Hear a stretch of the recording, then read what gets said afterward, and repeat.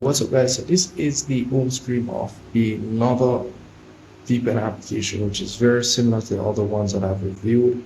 Very similar layout and everything. As you can see at the top here, you pretty much see the server section.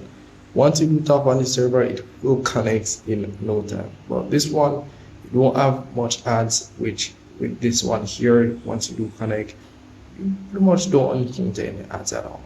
But as you can see here, you only get 2 minutes of connection time, which is crazy with these applications here. And as well, once you do, you'll be able to add 5 minutes of connection time to your 2 minutes of connection time, which is crazy again. But that's really pretty much it for the VPN application. I've reviewed a bunch of these VPN application as you guys have seen before, and they are totally trash. I wouldn't recommend you guys using these.